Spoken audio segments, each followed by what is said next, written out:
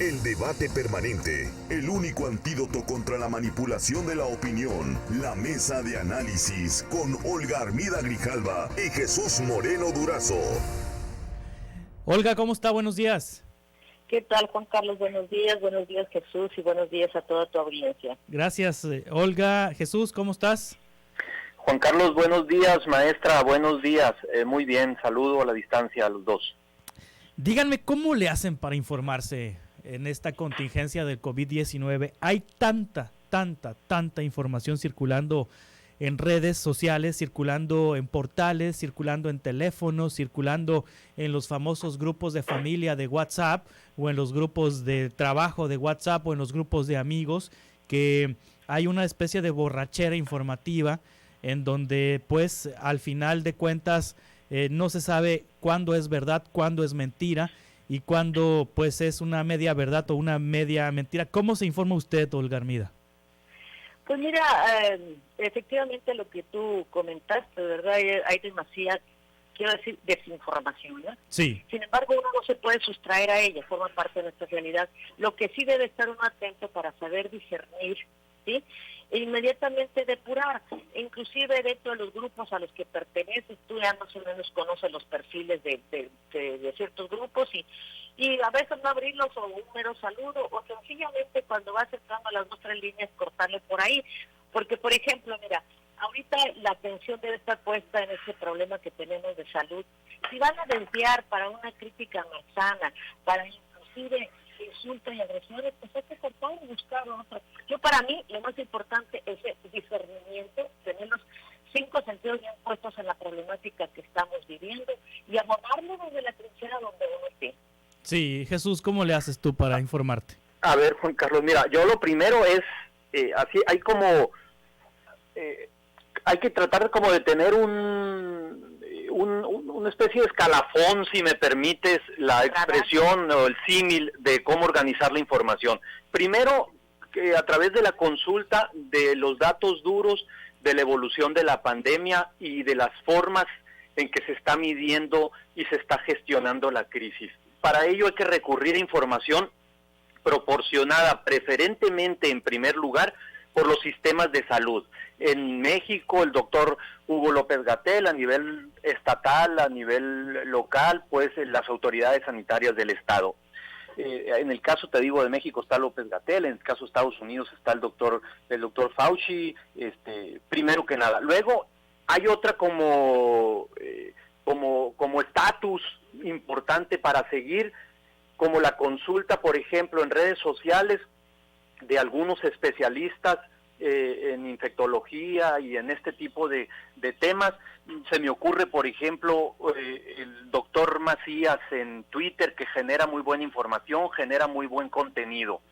Luego, en tercer lugar, consultar los medios que considere uno más acreditados, los periódicos, los portales de internet y las televisoras. Yo te he platicado en reiteradas ocasiones que, por ejemplo, en mi caso particular, la crisis en otros países del mundo, como en Europa, por ejemplo, la he seguido a través de espacios como Euronews o la Deutsche Welle de Alemania o France 24 France 24 de España, de Francia, pero que tiene un muy buen portal en español, hacen un muy buen periodismo. Entonces, más o menos así trato de ir, cribando la información para tratar de llegar a lo más certero posible. ¿Qué medios mexicanos son los que consultas? Yo en mi caso consulto, periódicamente consulto La Jornada, consulto El Universal, consulto El Financiero, consulto El Economista, consulto Sin Embargo y Animal Político, más o menos. Sí, entonces, dice Jesús, maestra Olga Armida, primero, revisar las fuentes directas, es decir, estar viendo las transmisiones que hacen los secretarios de Salud Nacional, el subsecretario de Salud Hugo López-Gatell a nivel nacional y el secretario de Salud Enrique Clausen aquí a nivel local. Primero la información oficial, después la información de médicos, de especialistas y en tercer lugar la información de medios de comunicación que se consideren, serios por parte de Jesús. En ese orden, ¿coincide, maestra? Pues sí, para los ustedes que son expertos en la comunicación, exactamente, y que eso se dedican. Yo no me meto a tanto porque pues también tengo de estas tareas domésticas que no las puedo dejar de subordinar. Yo con la información oficial, las personas serias, los comunicadores serios, 1 o 2 periódicos, cuando mucho La Jornada de preferencia, a Julio el Astillero, y con eso ya más o menos me doy, además que es tan dinámico que al día siguiente cambia, y yo creo que uno al estar atento en tu entorno, en tu comunidad, puedes tener un parámetro de cómo van las cosas. A mí me parece que desde allí, sobre todo lo que te dije, la serenidad, para ver esta en su... Pero de pronto sí es difícil, discernir, sí es difícil saber cuando se habla con verdad. Por ejemplo, en asuntos donde físicamente no estamos. Ayer me preguntaba un amigo, me preguntaba, oye, ¿qué pasa en Baja California? ¿Qué está pasando en Baja California? Vi el video de Derbez, vi el video de la delegada del Seguro Social, que se ve muy convincente también en redes sociales, y luego sale el gobernador y dice que por culpa del IMSS las personas en Baja California están cayendo como moscas enfermas. Entonces uno de pronto dice, ¿a quién creerle? Ahí estamos entre, digamos, un actor que da lectura a una carta de un médico, una funcionaria del IMSS que se ve convincente, y un gobernador que más bien le da la razón a Eugenio Derbez en ese debate que surgió. Ahí a quién creerle o cómo creerle. Fíjate, Juan Carlos, sí, estás tocando un punto que me resulta fundamental y creo que muy importante en materia de orientación para la audiencia de Reporte 100, porque la contaminación del ambiente en las redes sociales es superlativo. Van desde las mentiras, lo que conocemos como las fake news, hay críticas también y cuestionamientos sin fundamentos, queriendo descarrilar las diferentes gestiones de crisis de los sistemas de salud.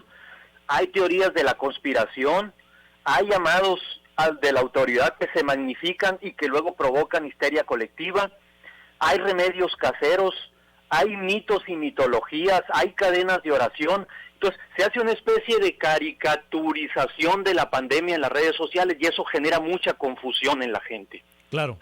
Pero yo creo que cada quien, insisto, tiene que tener discernimiento. A estas alturas tenemos claro cuál es la versión de los técnicos, de los científicos y de los políticos. De qué pata cojean, por decirlo así de una forma o de otra, ciertos políticos, o la mayoría de ellos. Vemos también eso que hablaba Jesús, que es bien importante, esa otra parte positiva que ya no veo, que te llega una canción que compuso por ahí, un corrido, te llega una oración, te llega una frase de aliento. Entonces yo creo que tenemos que sacar la basura. Yo creo que sí tenemos capacidad para hacer a un lado la basura y quedarnos con lo mejor y con lo bueno que nos puedan dar. Por decirte algo, mira, a mí me parece excelente la información que día con día da el señor López-Gatell, que sí, me parece un profesional serio, conocedor de la materia, que no le saca el bulto y te dice las cosas tal cual son. En el caso que tú hablabas concretamente de Baja California, créeme que yo caí porque ahí viven mis hijos y empecé a buscarlos porque me hicieron muy dramático el asunto, y luego ya intervino uno, y intervino el otro, luego el gobernador, pero entonces tú dices, ¿qué hay? Uno tiene el interés político, el otro sino un cómico. Me apego mejor a la versión de la delegada, esa doctora Carlos, y sí, te da cierta tranquilidad para después confirmar quién o no tenía la razón. sí. O quién estaba mintiendo. Exactamente, bueno, y los datos ahí sí son una realidad, que sí, Baja California, digamos que es el epicentro de la pandemia en México, es uno de los estados con mayor número de infectados y con un mayor número de casos, y Baja California pudiera ser ejemplo de lo que pudiera pasarnos en otros estados del país si no se toman las medidas pertinentes. Las autoridades poco a poco han ido endureciendo las medidas de contención. Hoy en Sonora, desde ayer, no se puede circular en un vehículo si no se justifica que hay una actividad esencial que se esté desarrollando o que se esté trasladando para asistir a algún enfermo o asistir a algún adulto mayor o a comprar medicinas o a comprar alimentos y una sola persona por vehículo, pero todo parece indicar que la gente sigue sin hacer caso, Jesús. Sigue sin hacer muy caso. Lamentable, Juan Carlos. Parecería que estamos en un escenario donde es momento, y voy a tratar de trivializarlo, y discúlpame si lo escuchas así, donde es momento de hacer a un ladito la ley por aquello de las violaciones a libre tránsito y demás, y ponernos las pilas para evitar andar en la calle, porque nos van a detener, aunque legalmente no deberían. Claro. Por eso te digo esto de dejar o hacer de lado un poquito la ley. Nos van a detener y nos van a invitar cordialmente a regresar a casa, o nos van a incluso multar, hasta donde entiendo. Pero aún así, todavía ves muchos lugares de la ciudad muy concurridos, lamentablemente. Sí, maestra, ¿usted cómo ha sentido la reacción de las personas? He platicado, por ejemplo, con estudiantes en España. Platiqué con una, también una sonorense en Sudamérica, en Guayaquil, en Ecuador, donde también hay una enorme problemática, y nos dicen, es en serio, estos estudiantes sonorenses que están allá, estas personas sonorenses que están fuera, es en serio, lo que estamos viviendo acá en España, lo que estamos viviendo en Sudamérica, es en serio. Sí se está enfermando la gente y sí está muriendo la gente, y vemos que en Sonora como que creen que es broma, como que creen que es una invención, como que creen en esta teoría de la conspiración. Jesús, no solamente en Sonora, me he enterado que también en otros estados se la gastan de esa misma manera. Eso te das cuenta del nivel de nuestra sociedad. No somos una sociedad de equipo. Ahorita lo que nos debe cohesionar y tener la mirada fija es precisamente el abatimiento de la pandemia. Y si nosotros podemos contribuir siguiendo las mismas medidas, que no son exageradas, y te das cuenta también que no hay esa conciencia social, porque mira, todas estas medidas que tomaron unos muy bravucones, me tocó ver la del Bronco y la de Jalisco, ¿verdad? Sí. Sin embargo, aquí creo que se ha dado de una manera mesurada, me ha tocado ver videos que han pasado de policías que también, no se trata aquí de un estado de sitio, no se trata de la suspensión de la movilidad, de las garantías individuales. Sin embargo, si analizamos la parte jurídica partiendo de 115, que es facultades que le da la Constitución a los ayuntamientos en caso de emergencia, y tenemos el artículo 11 constitucional de la movilidad, también se da, no es en el sentido estricto, que vuelve otra vez a poner esa ventanita para que la autoridad actúe. Y el 29 también. Entonces, en el 29... A ver, la estamos perdiendo, maestra, la señal de teléfono. Se está perdiendo la comunicación, casi no le entendemos lo que nos está diciendo. A ver, ¿a esa altura? Sí, yo creo que ahí está bien. Sí. Bueno. Ok, te decía, mira, para terminar, hay el soporte constitucional que da esas facultades, pero sobre todo, se debe tener conciencia que el valor supremo de la realidad, en este momento tenemos que estar presentes lo que está sucediendo en nuestra realidad, y no tenemos conciencia. Entonces, esta pandemia nos va a dejar claro de cuántas deficiencias tenemos y cuántas deficiencias tenemos que corregir, ¿sí? Y ahí pues yo creo que es una tarea en conjunto, la labor que puedan hacer los medios de comunicación, las instituciones educativas, en fin, todos, para quitarnos esa actitud de, perdóname la expresión, de importamadrismo. Claro. ¿Sí? Yo creo que sí hay que tener un poquito más de dejar de ser esas personas indolentes, que nos reímos de la muerte, que nos reímos de todo, porque eso nos hace así muy, muy fregones. Sí, la mañanera, ¿qué tal está funcionando como un vehículo para comunicar, Jesús, sobre la pandemia? Porque tenemos la actualización que hace a las 5 de la tarde, hora de Hermosillo, 7 de la tarde de la Ciudad de México, la Secretaría de Salud, el subsecretario Hugo López-Gatell, y tenemos la mañanera todos los días. Acá en Sonora hay una conferencia que se está realizando todos los días a las 8:30 de la noche, una conferencia virtual y una conferencia de prensa que usualmente se realiza entre 9 y 11 de la mañana en la Secretaría de Salud. La mañanera como vehículo para comunicar la pandemia.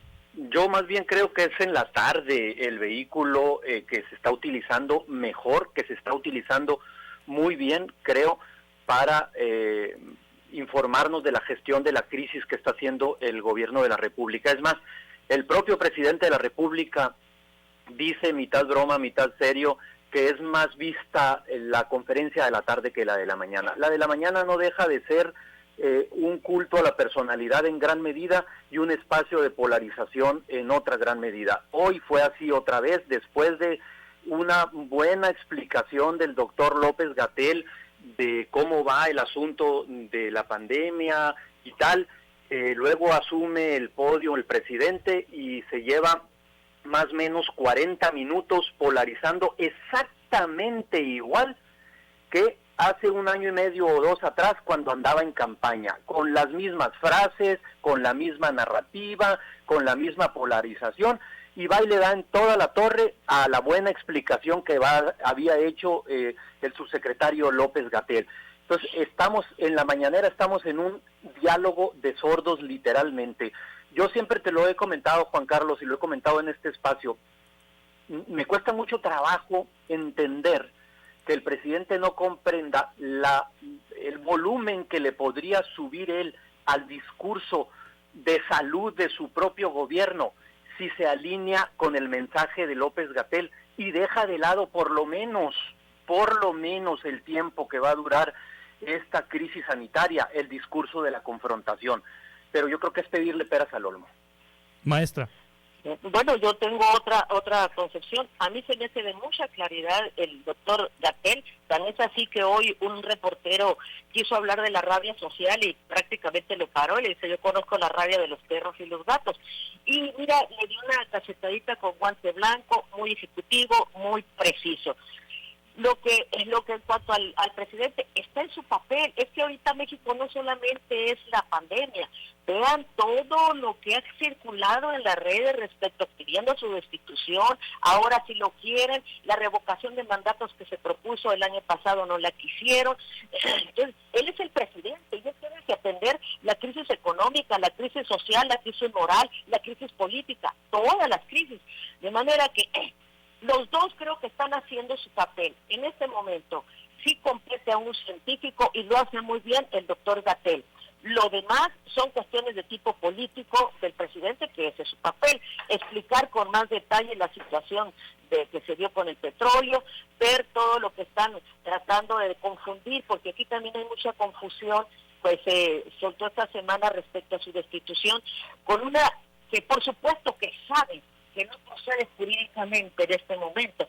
Por supuesto que el pacto federal también, pero lo meten en este momento para generar más trastorno. Entonces el presidente tiene también que contestar, entiéndese eso. Hablar del federalismo no es echan estas tortas. Hablar también de la destitución. No, si no estamos jugando a la escuelita. Sí, entonces en ese sentido yo no comparto con Jesús que el presidente no tenga que guardar silencio en este momento para poder informar a la ciudadanía. Habrá quien le crea, habrá quien no le crea, pero él está cumpliendo con su papel desde el punto de vista de controlar todas las crisis. No hay que olvidar que si bien estamos en una crisis de salud, tenemos una crisis política muy fuerte, porque están muy enconados los grupos que se resisten a una forma de gobernar distinta, que podrá ser mejor o podrá ser peor, no lo sabemos, pero que es distinta a la que veníamos observando en todos los sexenios anteriores. Muy bien, pues les agradezco mucho, Olga Armida Grijalva, Jesús Moreno, por sus análisis esta mañana. Nada más rapidito, Juan Carlos. Yo nunca he dicho que López-Gatell no esté informando bien, ¿eh? Dije que López-Gatell estaba informando y lo estaba haciendo muy bien hasta ahorita. Ya veremos cuando se agudice la crisis cómo se comporta. Número 2, la defensa del presidente, entre comillas, es precisamente porque no se está alineando al discurso de salud. Eso es lo que le están cuestionando sus opositores precisamente, ¿eh? Yo creo que bien haría Andrés Manuel López Obrador con dejar de lado por lo menos 1 mes y medio ese discurso de confrontación, para que su mensaje de comunicación gubernamental sea redondo. Muy bien, muchas gracias. Bueno, después contestaremos. Ok, gracias. Hasta pronto. Reporte 100.